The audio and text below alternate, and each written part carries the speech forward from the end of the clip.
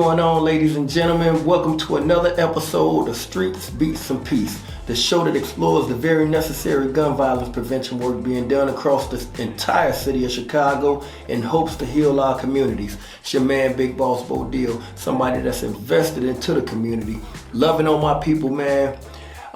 Here trying to right a lot of my wrongs, somebody who come from the trenches and now working on the higher scales and about to be a college graduate soon. You know, that's something big, man. That's something that a lot of people feel that you can't do once you reach a certain age. But I'm here to show you, man, that you're never too old to learn, man. And my co-host, my name Rodney Phillips, aka Hot Rod, aka the Professor. Both me and Bo are part of the Metropolitan Peace Initiatives, also known as MPI. MPI is a division of Metropolitan Family Services, which coordinates, supports, and sustains a coalition of 13 community organizations known as Communities Partnering for Peace, or CP4P. Our focus is gun violence prevention in 27 Chicago neighborhoods on the west, south, and north sides. We go as far west as Austin, as far south as Riverdale, and as far north as Rogers Park. Together we provide street outreach, behavioral health services, workforce readiness, legal aid, organizational development, and the Metropolitan Peace Academy. The Metropolitan Peace Academy is our multidisciplinary training platform designed to professionalize and strengthen the fields of street outreach and community violence intervention. Today we'll be talking about day in the life of an outreach worker. We know in the field, no 2 days are alike. Today we'll be featuring two of our best outreach workers, Nyke and Lil James. They both come from the West Side communities, and they both is graduates of the Peace Academy, and they also field managers. All right, but before we get to our guests, let's talk about some hot topics, man.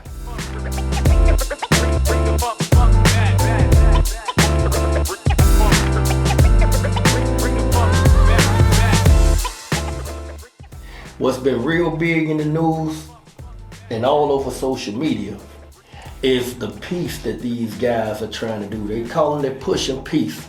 I seen FYBJ, man, and Tay Savage doing interviews together, all on live together. I've seen Ruger and Mimo on live together trying to push peace and bring people together, man. What you think about that? Anytime you push a peace is a great thing. The thing is the sincerity involved. If they are sincere, but I think it's a great thing because those young brothers have a platform, and a lot of younger brothers and sisters look up to them. I just think that me being a veteran of these streets and being a part of peace efforts in the past, that it's got to be a whole collaborative city effort to really make it effective. I agree. But I also feel like, because I've been hearing a lot of people say, well, you know, they doing it for clout, or they doing it, but I done had sidebar conversations with Tay Savage, and he was preaching that before this even happened.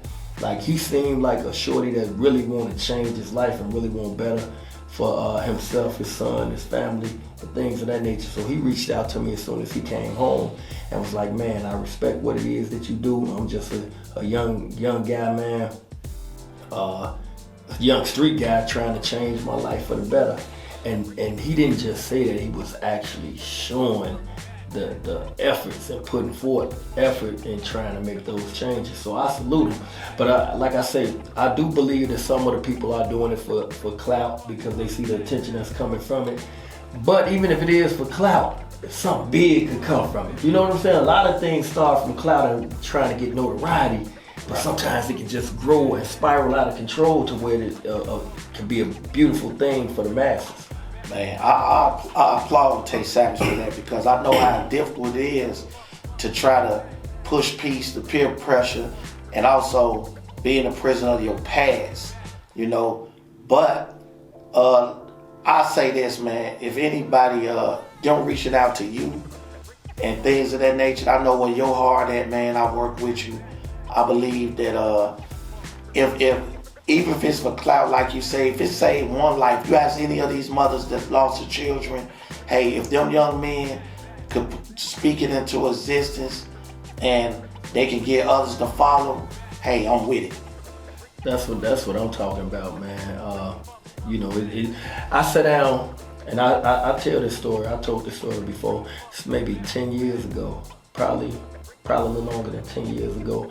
Where I sat down. This was after Lil Jojo got killed. I sat down at a table, me and G Count, with Lil Jojo brother Swag. We had Wook. We had Smiles at the table. They had called FBG Duck. They had called Dirk.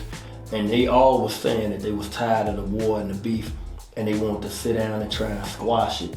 And we met downtown at a Hooters with all of them a lot of them that I named at the table together, and they was pushing for that. And what happened was, after we left the table, some of the other guys who wasn't at the table talked them out of it. You know what I'm saying? So that's what I'm hoping that don't happen here. I'm hoping that we got some stand-up brothers, man, that's willing to say, hey, we ain't getting no younger, and ain't nothing gonna come from this but death or jail, man. Let's try and make a change. So that's what I'm hoping for. That's why I'm in it and I'm pushing it, man, because I'm hoping something positive can come from it. Man, you hit it on the head. You know, the penitentiaries and the graveyards are undefeated. There's no way around that.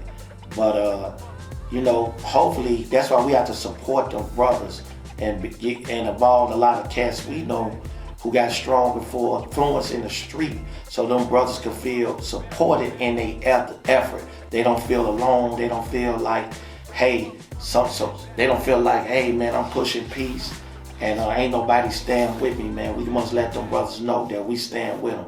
I stand with anybody that's committed to making peace of lifestyle in our community safe. That's what's going on, man. Now let's get to our guests, man. Next up, we got two people that I respect wholeheartedly, who are pillars in their community. People who are known in their community, and people that's boots on the ground, man. I want to welcome Nyke and my brother Lil James.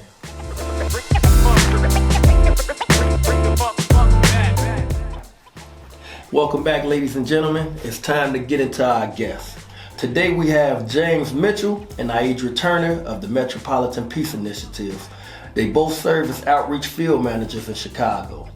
They are essential players in the community violence intervention field, or CVI space, and their efforts directly help to de-escalate confrontations, provide trauma-informed services, and most importantly, create lasting change in our communities.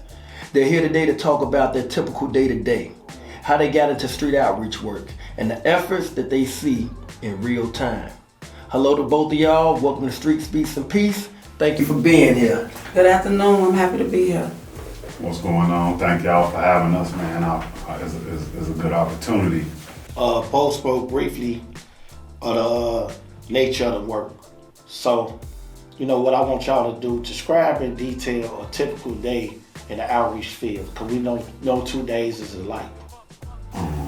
You want to go first? We getting the ladies and for the fellas and the women. Let's go.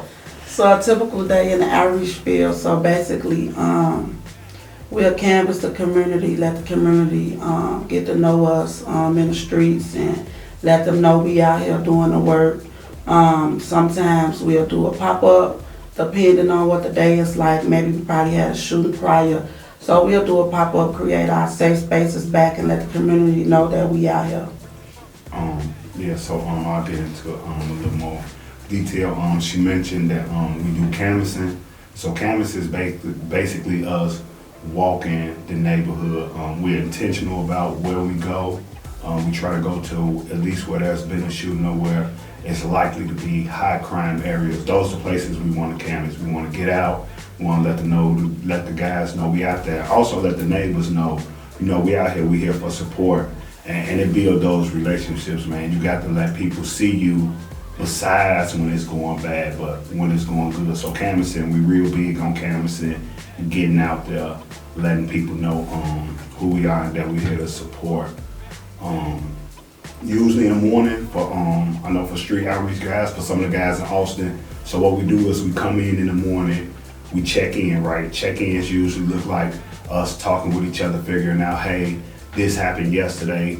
who we need to see, can we get a hold on this, who are we got good participants in that area, who got the best relationship in that area, and it's like a debriefing. So we do that. We also check on each other, right? Because we know this is a high stress job. This is dangerous. This is stressful work. So you want to make sure your team is good before they go out. So we check in with each other, man. We make sure everybody all right, and then we hit the streets. We figure out if it was an incident yesterday, if it was a shooting yesterday, then today we'll go through their canvas. Let's figure out, hey, do we know what happened? Can we get connections to the family? Let's see what type of service these people need. Let's figure it out. That's what a morning looked like. As Nyke was saying, pop-ups. And we also go through the schools, the public schools and high schools in the community, try to get those high-risk youth that's up in the school system causing some of the problems in there. Like a lot of them be fighting, meet up after school and all that. So we show our presence out there as well. And, build a relationship with them too and try to de-escalate all the conflicts that we could do up there. Okay.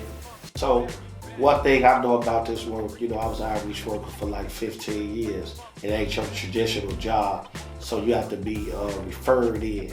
So I know crucial to the work is having LTO, license to operate. So tell me, how did y'all get into work, and who referred you, and who mentored you in this work?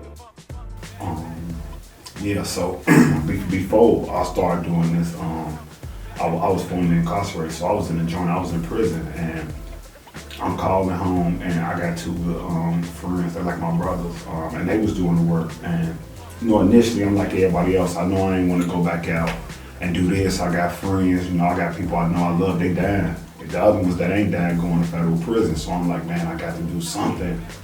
But what, right? And they telling me about what they was doing, and I didn't see it at first. I'm like, no, it's probably, I'm gonna do something else that ain't real, don't work, excuse my language. So I got out of prison, and it was a shooting at this gas station, and I remember I called them, and I'm like, hey, I'm out, y'all get up with me, and they like, man, we at this gas station, and they told me the gas station. I remember telling them, like, hey, y'all should get from up there. Somebody got killed there yesterday, and they like, man, that's why we here. You should come check it out.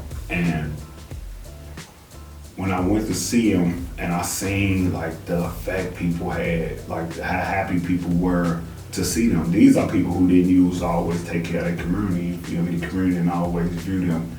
And I got a chance to see people seeing them in a different light. And I'm like, all right, this is what I need to be doing. I've done so much to help contribute to the problem, more than my share. So I just knew, like, man, I got kids. I can't be out here. People out here dying, these young boys out here dying and killing each other, and I don't think you got a right to be like, hey, this shouldn't be happening, or this shouldn't happen to my kid, and then you don't make an effort, especially somebody who helped cause it.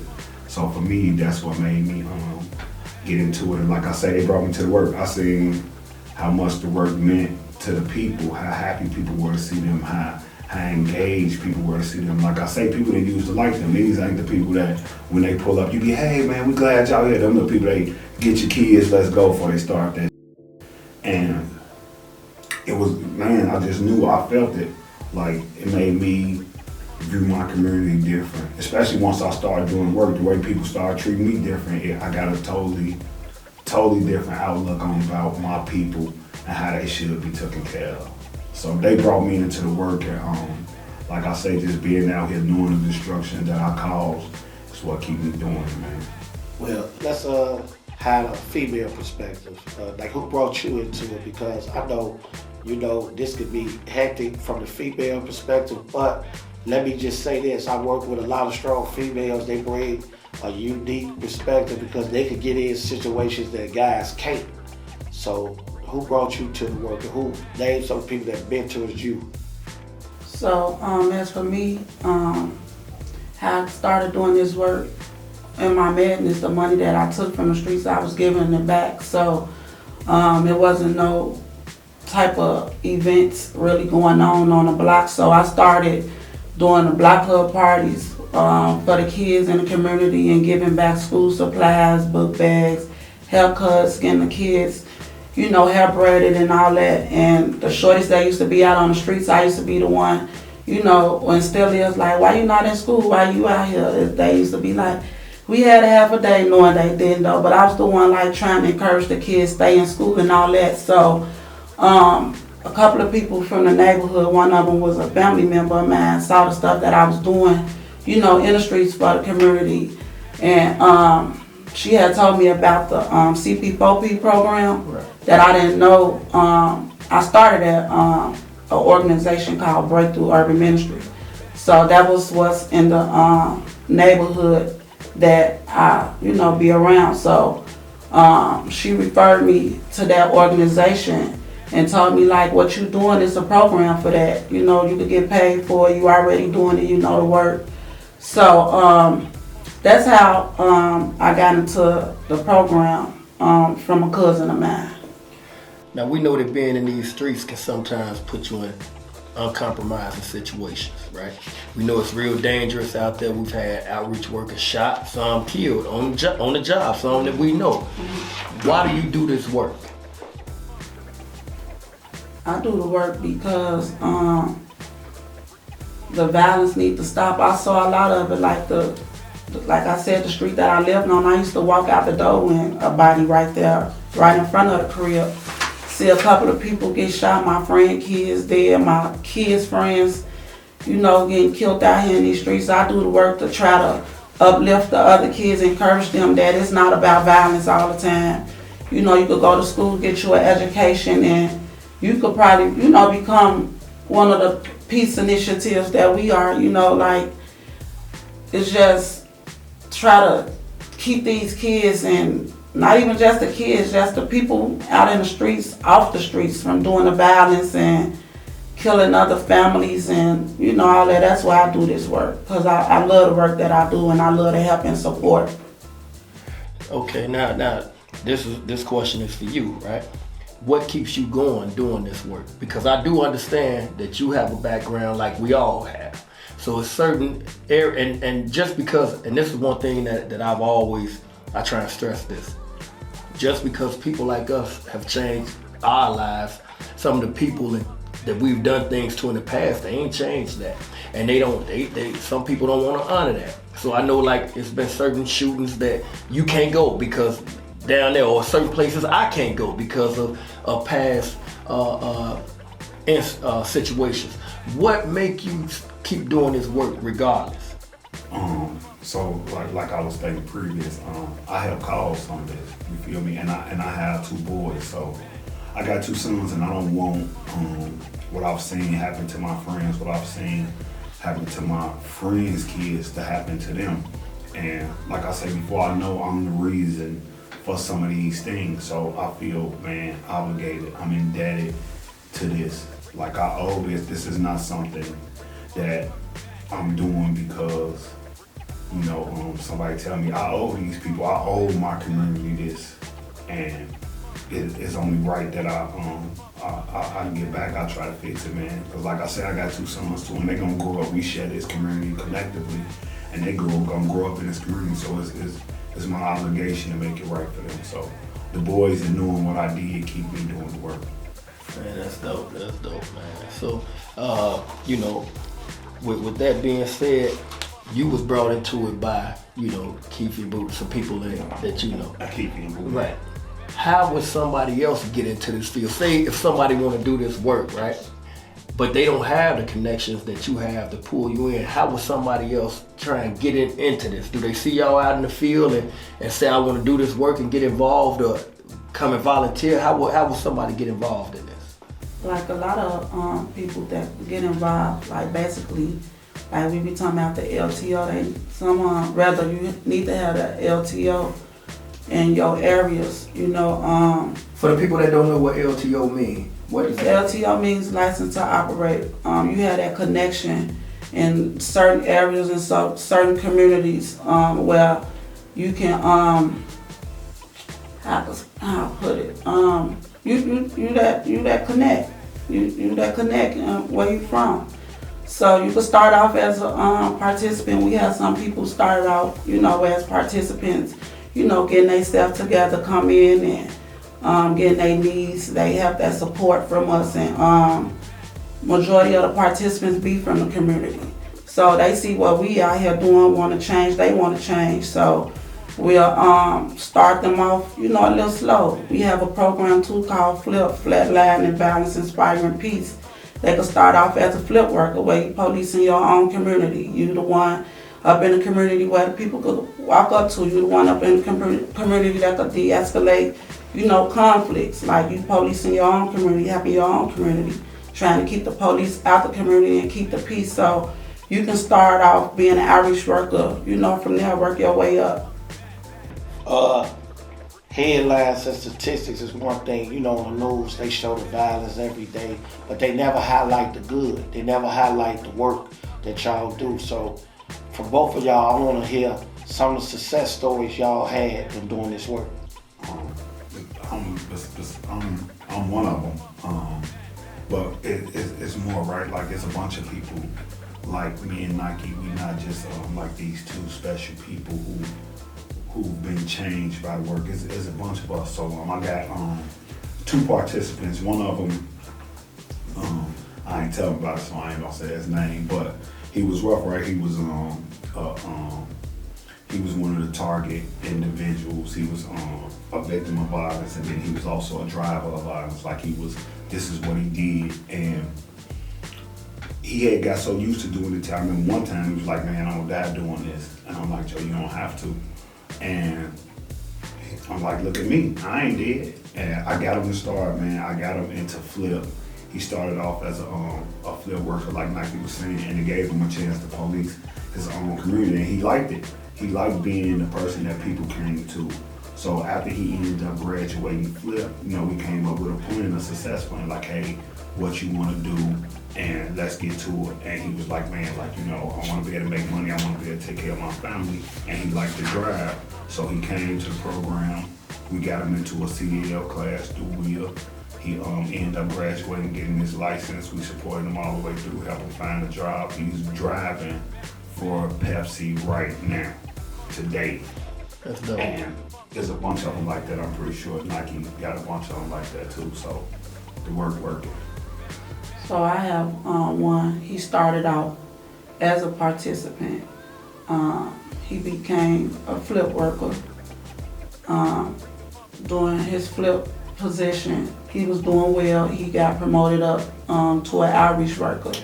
Mind you, he had just got out of prison for serving 20 years, and he came back, on the right track in his community. So he became an outreach worker. He entered the MPA class. And from there, he just continued to do good and, be great and work on, his issues that, he learned from the academy and all that stuff. And now he is the supervisor for the outreach, the street outreach team. So, the work is working. It's all about, the individual and what we out here doing in the streets as well, being that support system and, showing them that the work can be done. So it's working. We out here doing the work. That's dope. And I got one last question before we wrap this up. This is for you because you actually was out in the hornet's nest during the crisis response, and you was one of the people that got maced, right? How hard, how difficult was it for you to remain focused and stick to the script after being maced by them kids down there? It's definitely a challenge. I'm not a robot, so it's definitely a challenge. But like I say, like these are our kids. Like I don't consider them just somebody kids. These are our kids, mine, you and too. So I know the things that go into trauma, like we briefly said, we understand CBI, we take it, and these classes and these tools give us the things to deal with that. So although I was upset and half blind, I still know we got a mission at hand, you feel me? And let's get these kids home safe. Man, that's what's up, man. We appreciate you and Nyke coming through, man, to Streets, Beatz, and Peace, man. Good informative information, man. And we'll be hearing from y'all again, man, soon, man. Thank y'all. No, thank y'all for coming. Thank y'all for coming. And we'll get at y'all in a minute. Yo, man, that conversation we just had with Nyke and Lil James it was amazing, man. You know what I'm saying? And it gave a lot. It just really took me back to when I was doing outreach work, man. I think a lot of people take for granted the guys who boots on the ground, because that was a dangerous job, man. And I've been standing next to people when shots went off and seen co-workers lose their life while working and everything, man. So I just feel we need to shed and shine more light on the people who actually out there on the front line trying to make a change in our communities.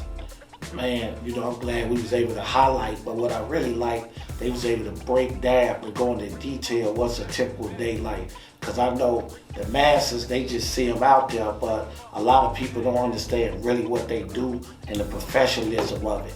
When he went into the debriefing, the canvassing, the science behind all of it. So, they captured all that, and then coming from a female perspective of Nyke, how she started on her own and was doing the work without even knowing she's doing the work. So then she was chosen by, her community outreach organization. And I just thought that was so dope.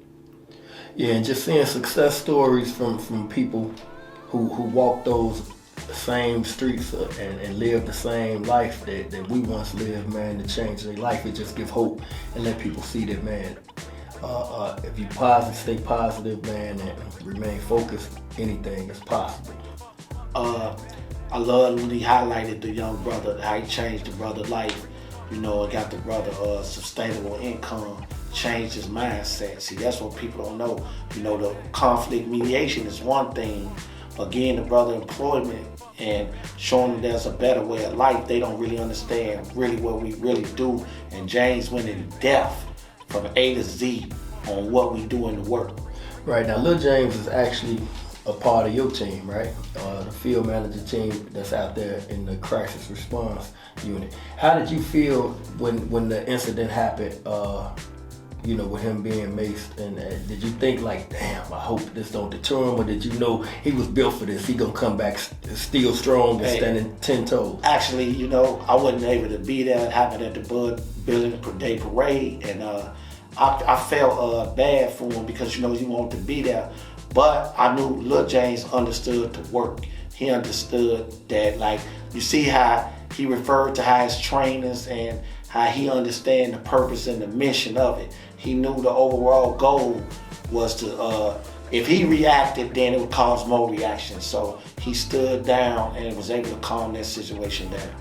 Not many people would have been able to stand down. So, man, we've got the right people on the team, man, and I'm just looking forward to the great work that we got ahead of us, man. So listen, if you want to ask a question on future episodes of Streets, Beatz, and Peace, click the link in the show notes to record your question in a voicemail, and we gonna ask it on the next episode. We want to thank James Mitchell and Nyedra Turner for joining us today, and of course, we gotta thank our lovely listeners. It's your man, Big Boss Bo Deal, and my co-host.